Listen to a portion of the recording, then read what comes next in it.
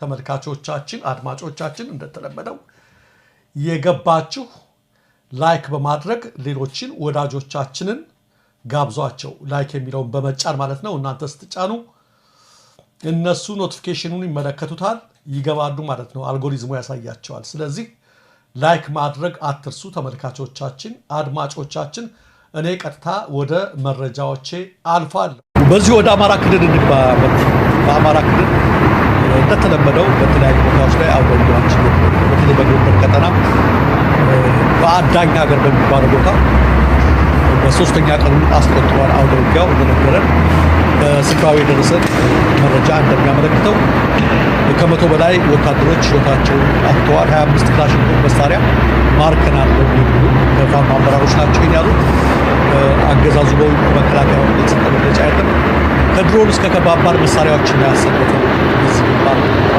ባንደግባ በጨበጣ ጭምር ውጊያዎች መካሄዳቸው ነው የነበሩ በፍጹም የበላይነትን ያስመሰከርንበት ተጋድሎ ነው ያደረገው በዚህ ውጊያ እንግዲህ ቀደም ሲል እንደገለጹት ከመቶ በላይ አልፈዋል ዝርዝር መግለጫ እንሰጣለን ነው ያሉት ከጎንደር ባሻገር ሌላ የተካሄደበት ሸዋ ነው በሸዋ ጠቅላይ ግዛት የሸዋ ፎቶቸው ይወዱና ማሳምኖዝ አለሞች በይፋት አውራጃ አንጾኪያ ገብዛ ጊሸራቤልና ዳዋ ጨርቃ ወረዳዎች ላይ ድንገተኛ እርምጃ መውሰዳቸው የተገለጸው አገዛዙ ኃይል በዘጠኝ ዙር ያደረገው ተደጋጋሚ ማጥቃት ሙከራ መክተል አብዛኛውን ኃይል በመታታችን የተቆሰሉት እንኳ ሳያነሳ እያዘቀለቀ የተረፈ ኃይል ፈልጓል የሚሉት በአሁኑ ወቅት እርምጃ የተወሰደበት ኃይል ጨምሮ አብዛኛው ሽመግሎ የተበተነ በመሆኑ ስልታዊና ወታደራዊ ገዥ ቦታዎችን በሙሉ በቁጥጥር ስር አስገብተናቸዋል ማለት ነው የሸዋ ገልጸውልናል ሌላው በአሁኑ ሰዓት አውደ ውጊያ እየተደረገ ያለው በራያና በላስታ ግንባሮች በትናንት በትናንት ጀምሮ ከባድ አውደ ውጊያ እየተካሄደ ነው ሰምተናል አሳዛኙ ነገር ደግሞ በተቃራኒ በዚህ ጉዳይ ላይ 18 ንጹሃን ወገኖች ከባህር ዳር ወደ ጃዊ ያለ በትናንት በስቲያ ማለት ነው መንገድ ላይ ወታደሮች ይዘዋቸው ለፋኖች መረጃ አቀብላቸዋል በሚል ምክንያት ዘግናይ በሆነ ሁኔታ እንደረሸኗቸው ከስፍራው የደረሰን መረጃ ደርሶ 18ቱም ንጹሃን ናቸው ታጣቂዎች አይደሉም ከባህር ዳር ወደ ጃዊ እየሄዱ የነበሩ ናቸው ስልክ እየደወላችሁ ለፋኖች መረጃ አቀብላቸዋል በሚል መንገድ ላይ እንደተረሸኑ በጣም ከፍተኛ ሀዘን ማደሩን ሰምተናልና እንዲህ አይነት በደል ግፍ መፈጸሙን ቀጥሏል አገዛዙ በጦር ሜዳ ግን ሽንፈቱን እንደተከናነበ ነው እንግዲህ ይሄ የውጊያው ጉዳይ እየተባባሰ መምጣቱን ተከትሎ ነው ዛሬ በርዕሳችን ላይ የአራት ኪሎ አገዛዝ ውጥረት ላይ ነክሷል የሚለውን መረጃ ከራሳቸው ከከፍተኛ ባለስልጣናት የወጣ መረጃ ነው ታማኝ መረጃ ነው በጭንቅ ነው የሰነበተው ሰሞኑን ቤተመንግስቱም አጠቃላይ እና አብይም መከላከያው ማለት ነው ይህም በመሆኑ ፊልድ ማርሻል ብርሃኑ ጁላ ከፍተኛ ወታደራዊ አመራሮችን ከጀነራሎችን ኮሎኔሎችን ጨምሮ ማለት ነው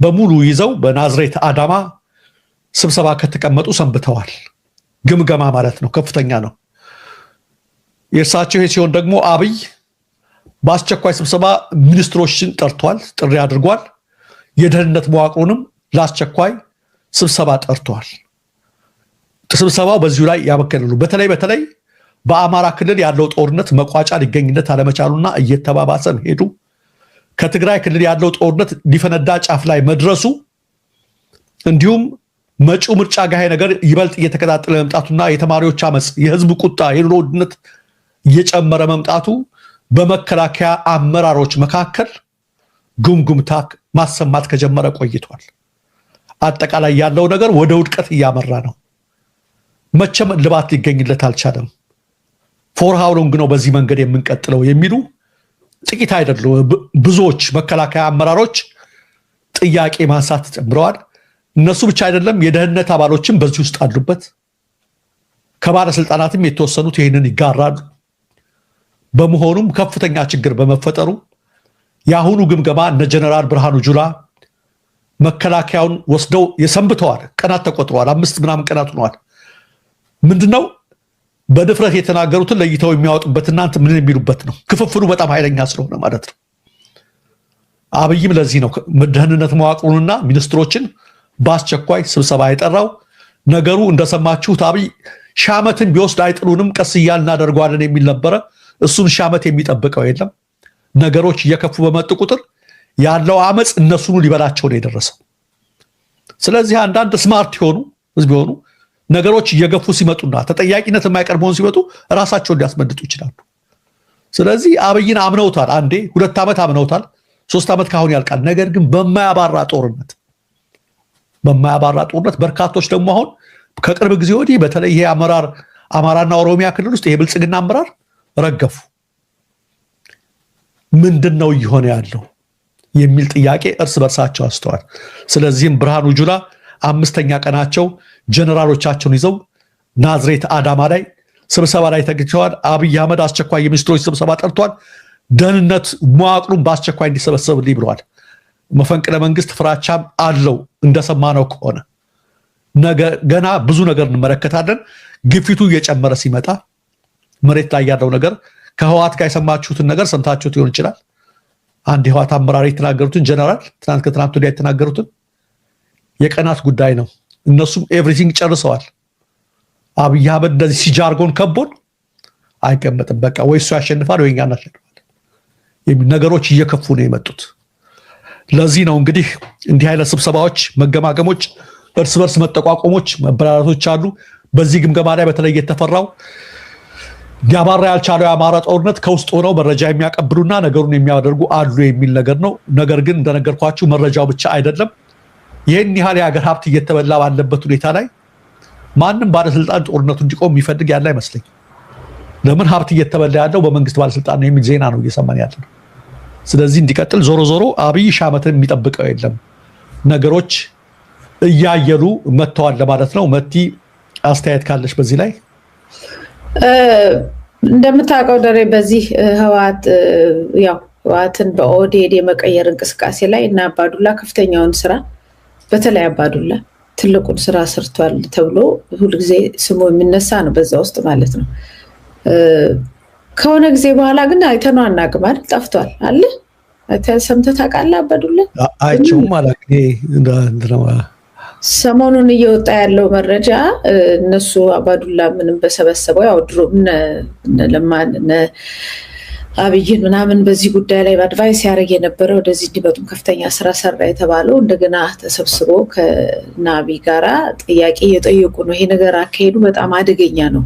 በጣም አደገኛ ነው። ለአሁን ብቻ ሳይሆን ለነገው በጣም ለትውልዱ ክፍፍል እየተፈጠረ ነው። ሌላው ማህበረሰብ ላይ ሌላው ዝም ያለ ሁሉ ማህበረሰብ እናንተ የምታደርጉት ነገር በኦሮሞ ማህበረሰብ ላይ ልክ ህወሓት እንዳደረገው እንደዚህ አይነት ችግር እንዳይፈጠር መስተካከል አለበት የሚል ጥያቄ መጠየቃቸውን እና በዚህ ጉዳይ ላይ ነገሮችን ማስተካከል እንዳለበት አናግረውታል የሚል መረጃ ወጥቶ አይቼ ነበርና እዛ ላይ ግን አብይ አህመድ እኔ እናንተ የህወሓትን ጉዳይ ብቻ ያዙልኝ፣ አብራችሁ ከዚህ በፊትም ስለምትቀራረቡና ስለምትሰሩ እነሱን ያዙልኝ እንጂ የአማራውንና ሌላውን ጉዳይ እኔ በራሴ መንገድ ጨርሰዋለሁ በሚል እነሱን ያሉትንም ነገር ሳይሰማ ቀርቷል። እነሱ በተደጋጋሚ ከአማራ ጋር ጦርነቱን ብቻ ሳይሆን ሌላው ደቡብ ምኑም በዚህ ሁኔታ ላይ የበይ ተመልካች ሆኖ ማየቱ ጥርስ እንዲነክስ ያደርገዋል። በብዙ ቦታ ላይ እየወጣ ያለው ማህበረሰብ ልክ እንደተገለለ ተደርጎ ነው የሚሰማው እና ይሄ ጥንቃቄ ያስፈልጋል። ያ ሁሉ የተለፋበት ነገር በዚህ ነገር እንዴት ሊቀየር ይችላል የሚል ጥያቄ ተደጋጋሚ ቢያነሱም ምንም ነገር እናንተ ሌላውን ለኔ ተውት፣ እናንተ ምንም እንድታረጉ አልፈልግም፣ የህወሓትን ጉዳይ ብቻ እንድትይዙልኝ ነው። እነሱን በምትችሉት እንደገና አናግሯቸውና ይረጋጉ፣ እነሱ ናቸው እንድትይዙልኝ ፈልገው፣ ሌላውን በራሴ በኩል ጨርሰዋለሁ ያለበትን አንድ መረጃ ሰሞኑን ሰዎች ልከውልን ነበር። ያው ከዛው እንግዲህ በተጨማሪ እንደምታዩ የኢትዮጵያ ሕዝብን እያስለቀሱት የኢትዮጵያ ሕዝብ ይወደናል የሚል ድራማ በየጊዜው ይሰራል እና ሰሞኑን አዳነች አቤቤም በጣም መለስን እረሱት። የዛን ጊዜ የተደረገውን በጣም የሚገርምኝ የመለስን የዛን ጊዜ የተደረጉትን 97 ላይ የተደረጉትን ሰልፎች በደንብ ቢያስታውሱ የኢትዮጵያ ሕዝብ ምን አይነት ሕዝብ እንደሆነ ሊያውቁት ሊረዱ ነበር። በዚህኛው ሌሊት ተነስተው ከሌሊቱ 9 ሰዓት አንዳንዶቹ ማታ ጀምሮ ነው የተባለው። የአመራሮች በየክፍለ ከተማ ምናምን ያሉ አመራሮች፣ የብልጽግና ፓርቲ አመራሮች፣ አስተባባሪዎች አልተኙም አሉ። ወደ ቤታቸውም መሄድ አይቻልም።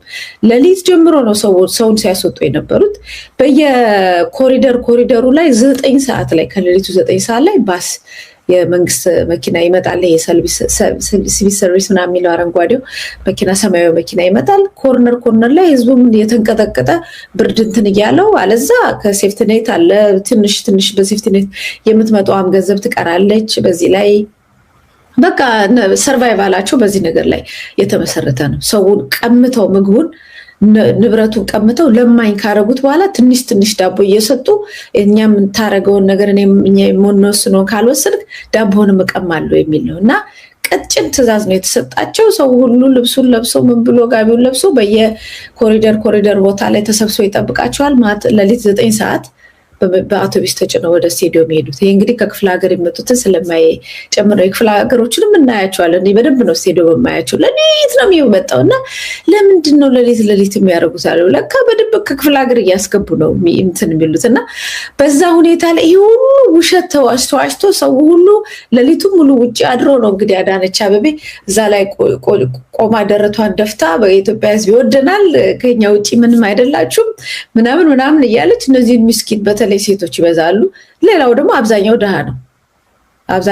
ሀብታም ይሄ መንግስት ሀብታም የሚደግፈው እንዳይቀማው ወይንም ይሄ መንግስት ሀብታም ያደረገው የዚህ ዘመን ከበርቴ የብልጽግና ከበርቴዎች የሚሏቸው ማለት ነው። እነሱ ካልሆኑ በስተቀር ሌላው ጠቅላላ ኖርማሉ ማህበረሰብ አይሄድም። ይሄው የተደራጀው ነው። እንጀራው በዚህ ላይ የተንጠለጠለ ነውና እሱን ነው ያየነው። እንደው ሰው አይደናገጥም። ድራማውን ያውቁታል።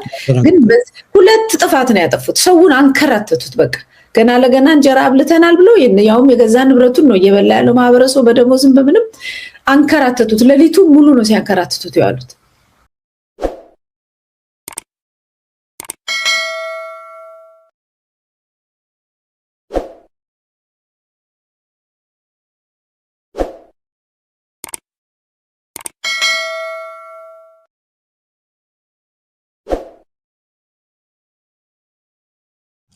ሊሊ ቀለበቱን ፍቃደኛ ሆነች። ታገቢኛለሽ ወይ ብላም ስትጠየቅ እሺ አለች። የሊሊ ወንድም ገጀራው ከእስር ቤት ተፈታ።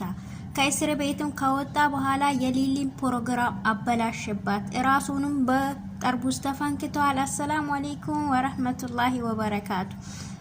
ሰላም ጤና ይስጥልኝ። የተወደዳችሁ የተከበራችሁ ቻናሌ ቤተሰቦች ሰላም እዝነት ፍቅር አይለያችሁ እያልኩኝ ቤተሰቦቼ ሰራተኛዋ አደይ ክፍል 242 ነው ይዤላችሁ የመጣሁት። ከባለፈው እየቀጠለ ማለት ነው።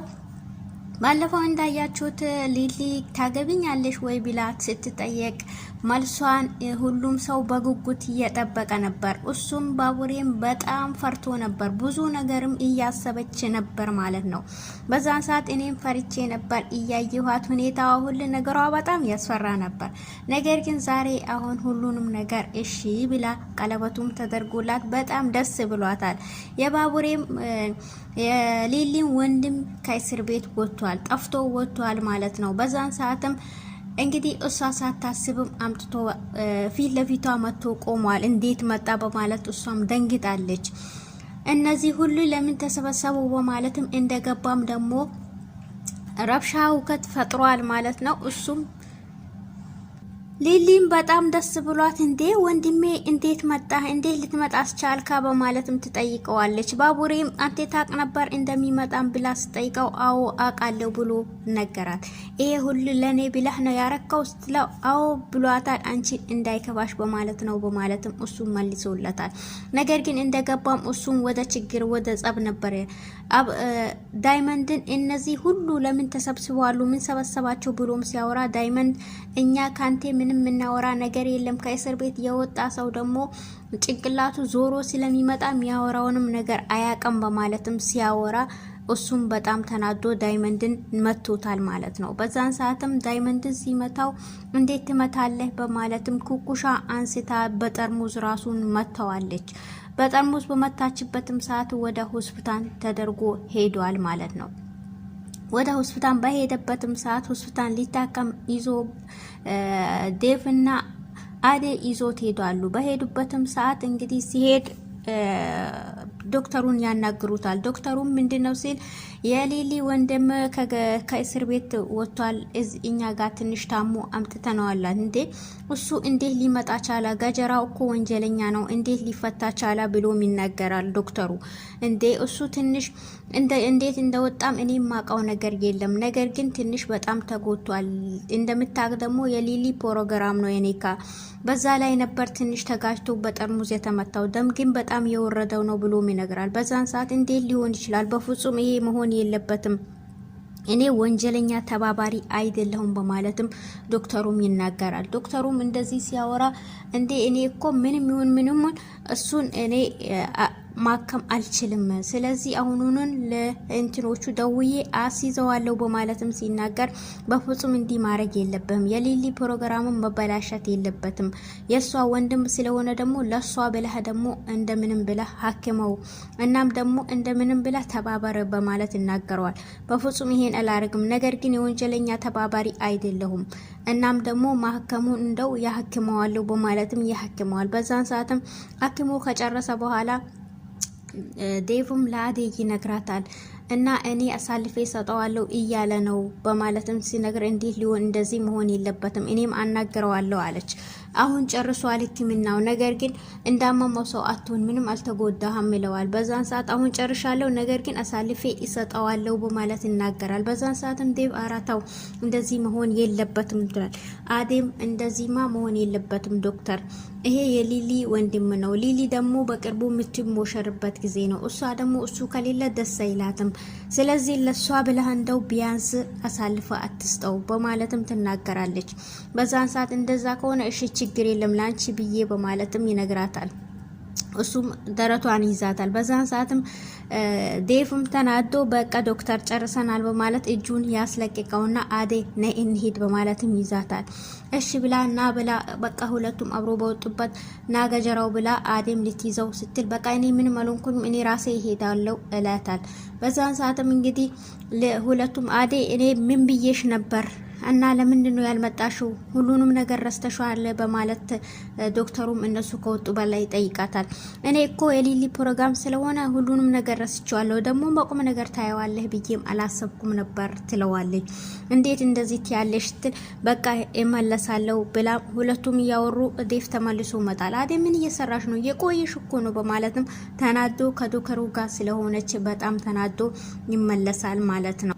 ኪንጎ ታሰረ። ኪንጎም እንግዲህ ሁሉንም ነገር ተጠይቃ ሁሉንም ነገር ነግራ አንቺም ደግሞ እውነቱን ከተናገርሽ ትወጫለሽ በማለትም ስላወራት አንቺ ነጻ ትሆኛለሽ፣ ነገር ግን እዛው ወተሽ ሁሉ ነገር ደግሞ እዚህ በእንትት ይያዝልሽና ሁሉም ነገር ይጠየቃል ብሎ መለሰላት። ኪንጎን ማንነቱን ተናገሪ አላት። እሷም ስለ ኪንጎ ሁሉን ነገር ተናግራ ኪንጎም እንግዲህ ታስሯል ማለት ነው። ቤቲ ሁሉንም ነገር ከተናገረች በኋላ ኪንጎም ተይዞ ሄዷል። እንግዲህ ኪንጎ ራሱን ነፃ አውጣ ሲባል ዳይመንድ ብዙ ጊዜ ሲነግረውም ምንም ሊናገር አልቻለም። ይሄም ደግሞ በጣም ተናዶ እንግዲህ ብዙ ጊዜ ይናገረዋል፣ እሱም አልሰማም ብሏል። ከዛም አሁን ዛሬ ተይዞ እንግዲህ አንቴ ኪንጎ አይደለህም ወይ ምሰራው ከቤቲ ጋር አብረሃ አይደለም ወይ በማለት እኔ ምንም ነገር አልሰራሁም እያለ ነበር ተይዞ የሄደው ማለት ነው። የዴቭ ፍቅረኛ ተመልሳ መጣች። የዴቭ ፍቅረኛም ተመልሳ መጣ። በር ስታንኳካ አሹ ያገኛታል። አንቺ መንቃራ ምን ልትሰሪ መጣሽ? ምን ቀራሽ መጣሽ? ፓስፖርትሽን ሁሉ ነገርሽ ይዘሽ ሄደሽ ተሳፍሪ ያለው አላልሽም ወይ ብሎ በር ላይ ያቆማታል። በዛን ሰዓት ባከኔም ካንተ የምጨቃጨቅበት ጊዜ የለኝም፣ ስለዚህ በሩን ክፈትልኝና ልገባ ነው ሲል አንቺ መግባታችም ስለዚህ እትዬን አስፈቀጀ ነው ምገቢው ሲል ያቺን አሮጊት አትጥራብኝ ስሟን በማለትም ተናዳ በዛን ሰዓት በር ዘግቶባት ሄዶም ይጠይቃታል። ሮማንም ለዶክተሩ ሁሉን ነገር ካስረዳችው በኋላ እቤት ተመልሳለች። እቤት ተመልሳም ከመጣች በኋላ እንዴት እንደምታረግም ዶክተሩም ደግሞ ፍቅረኛ እንዳለው ነግሮታል። እሷም ደግሞ እርግጠኛ አይደለችም። ሮማንም ሁሉንም ነገር ጠይቀቻት እና ዶክተር ምን አለሽ ስላንቺ ምን ነገረሽ አለቻት። እሱም ፍቅረኛ አለችኝ አለኝ፣ ነገር ግን እኔ አላማንኩትም አለች። እንዴ አንቺ ሁሉንም ነገር ነግርሽዋል ማለት ነው ስትል፣ አዎ ሁሉንም ነገር ኩኩሻ ሁሉንም ነገር ገብታ አዋረደችኝ ነገረችው። እናም ደግሞ እኔም ከዛ በኋላ ነገርኩት ሁሉንም ነገር አውቋል። ነገር ግን እሱ ደግሞ ጓደኛ አለችኝ፣ አንቺ ምንም ነገር አታስቢ፣ በምትፈልግበት ሰዓት ደግሞ መምጣት ትችያለሽ ብሎኛል ብላ ነገረቻት። አንቺ በቃ ካሁን በኋላ እሱ አንቺን አልፈልግሽም ያለሽ ያው እሱ ሌላ ስላለው ይሆናል። ስለዚህ አንቺን ቢፈልግሽ ኖሮ እንደዛ ብሎ አይነግርሽም ነበር ብላም ስነግራት በዛን ሰዓት እትልና ትጮሃና ራሷን ትይዛለች።